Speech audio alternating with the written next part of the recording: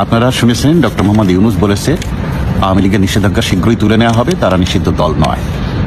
এটি নিয়ে বাংলাদেশে নানান জনে নানান কথা বলছে, সেটা তারা বলুক। এই পর্যায়ে কেন এলো সেটা আপনাদের একটু জানা দরকার। সেটা হলো বাংলাদেশের বিভিন্ন মুক্তিযুদ্ধের পক্ষের শক্তি এবং সংগঠন এবং যুক্তরাষ্ট্র আওয়ামী লীগ এবং বহির্বিশ্বে ছড়িয়ে ছিটিয়ে থাকা এবং বহির্বিশ্বে কাজ করা আওয়ামী লীগের সমমনা সহযোগী সংগঠন এবং মুক্তিযুদ্ধের পক্ষের বিভিন্ন সংগঠন, সংখ্যালঘু সম্প্রদায় এবং ভারত সরকার নানানভাবে বাংলাদেশের পক্ষে, বাংলাদেশের জনগণের পক্ষে যুক্তরাষ্ট্র সরকারকে এবং জাতিসংঘকে বারবার অভিযোগ জানিয়েছে। বাংলাদেশে আওয়ামী লীগ সহ সকল দলের অংশগ্রহণের নির্বাচন না হলে এই নির্বাচন সঠিক হবে না এবং দেশে শান্তি শৃঙ্খলা ফিরিয়ে আসবে না। দেশের স্থিতিশীলতার জন্য এই নির্বাচনে সকল দলের অংশগ্রহণ দরকার। আওয়ামী লীগকে রাজনীতি করার অধিকার দিতে হবে এবং যারা অপরাধী তাদের বিচার হোক, কিন্তু দলকে নিষিদ্ধ করা যাবে না। সেখানে জানানো হয়েছে সাউথ এশিয়ার এই অঞ্চলে ধর্মের নামে জঙ্গিবাদের উত্থান হচ্ছে এবং সেটার নানান প্রমাণ তারা দেখতে পাচ্ছে। পাকিস্তানের সম্প্রতি কয়েকজন বাংলাদেশের মানুষ মারা গেছে, তারা জঙ্গি প্রশিক্ষণ নিতে গেছিল, পাকিস্তান সেনাবাহিনীর হাতে তাদের মৃত্যু হয়েছে। তাদের একজন ছিল মাদারীপুরের, সেখানকার তার পরিচয় পাওয়া গেছে, ইত্যাদি ইত্যাদিগুলো সব আপনারা মিডিয়ায় দেখেছেন, ফেসবুকে দেখেছেন। যদিও মিডিয়া এখন বাংলাদেশের মিডিয়া কন্ট্রোল বাই গভর্নমেন্ট, সেখানে সব বলা হচ্ছে না, কিন্তু মিডিয়াতে আপনারা, সোশ্যাল মিডিয়া আপনারা এগুলো সকল ভিডিও এবং সবার বক্তব্য দেখছেন। বাংলাদেশের সংখ্যালঘু নির্যাতন নিয়ে যে অবস্থা হচ্ছে, বিশেষ করে সম্প্রতি দুর্গাপূজার সময় অসুরের মুখ কাপড় দিয়ে ঢেকে দেওয়া অথবা অসুরের মুখে যে দাড়ি গোঁফ ছিল সেগুলো রং দিয়ে মুছে দেওয়া, এসব নিয়ে নানান বিতর্ক ছড়িয়ে পড়েছে। আপনারা জানেন যে ব্রিটিশ পার্লামেন্টে কয়েকজন এমপি তারা বক্তব্য তুলে ধরেছে বাংলাদেশ যে জাতিসংঘের শান্তিরক্ষী মিশনে সৈন্য পাঠায় এটি তারা বন্ধ করে দিতে বলেছে এবং র্যাবের বিলুপ্তি চেয়েছে। এই রিপোর্ট শীঘ্রই জাতিসংঘে অলরেডি জমা হয়ে গেছে। তো এই বিষয়গুলো আমাদের দেশের সরকারকে ভাবিয়ে তুলেছে। অস্ট্রেলিয়ান পার্লামেন্টে সেখানে এমপিরা সিদ্ধান্ত নিয়েছেন, সেখানে বাংলাদেশের দ্রুত নির্বাচন এবং র্যাব বিলুপ্তির প্রস্তাব পাশ হয়েছে। আপনারা চেনেন এক নামে নিজুম মজুমদার অ্যাডভোকেট, উনি সহ সারা বিশ্বের প্রবাসের অসংখ্য আইনজীবীর মাধ্যমে একটি রিপোর্ট পেশ হয়েছে। সেই রিপোর্টটির মূল কারণ হলো চলতি 2025 সালের 12 ফেব্রুয়ারিতে আপনারা জানেন যে জেনেভা হাইকোর্টের একটি রিপোর্ট বেরিয়েছিল, 114 পৃষ্ঠার রিপোর্ট।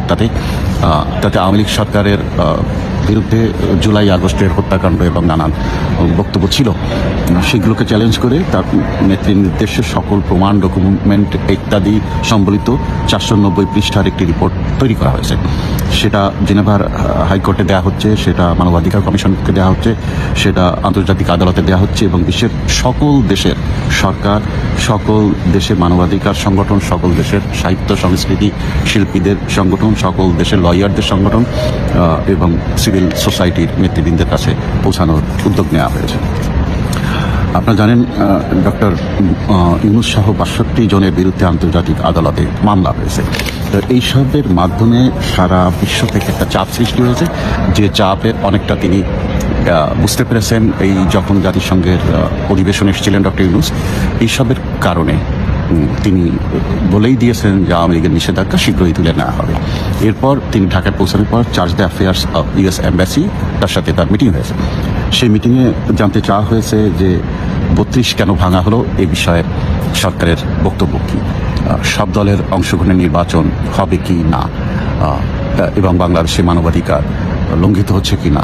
গত 13 মাস যাবৎ আইন শৃঙ্খলা পরিস্থিতি এবং মানুষের এই যে মানবাধিকার লঙ্ঘন এবং এইভাবে ফ্রি স্টাইলে হত্যাকাণ্ড, নদীতে লাশ, এই যে পরিস্থিতি, এই পরিস্থিতিতে সরকারের বক্তব্য কি। যুক্তরাষ্ট্র সরকার এগুলো জানতে চেয়েছে, তার উত্তরে বাংলাদেশ সরকারের পক্ষ থেকে লিখিত বক্তব্য চেয়েছে চার্জ দ্য অ্যাফেয়ার্স। তো এসব মিলায় আপনারা বুঝতেই পারছেন যে একটি চাপের মধ্যে সরকার পড়েছে।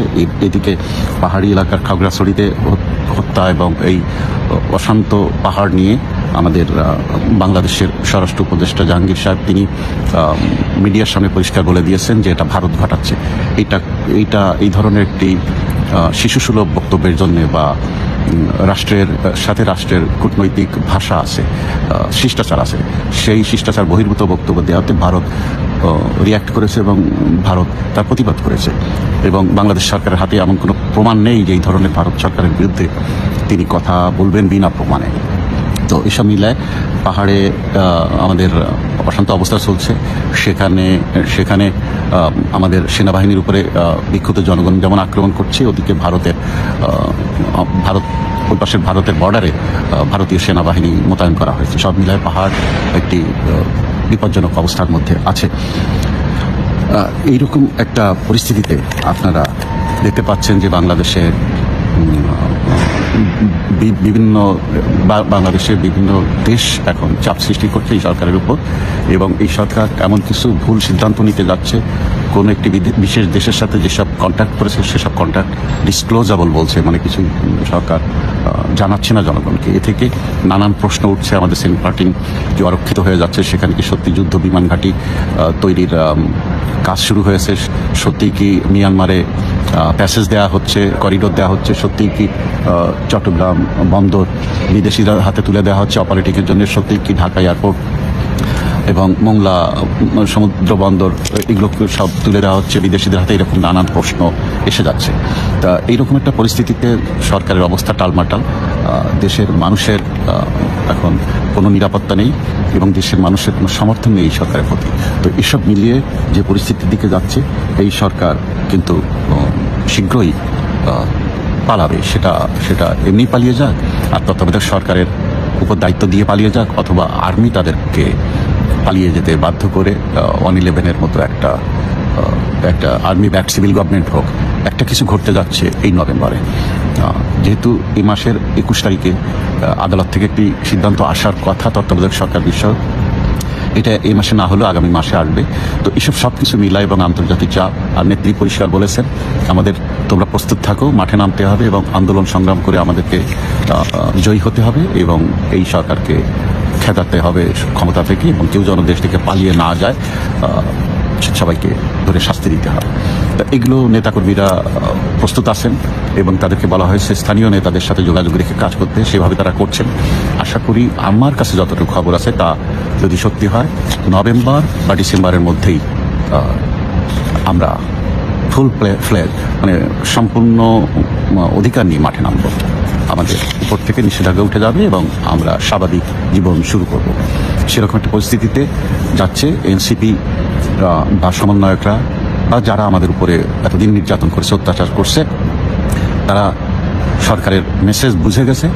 এই কারণেই তারা এখন ভয়ভীত।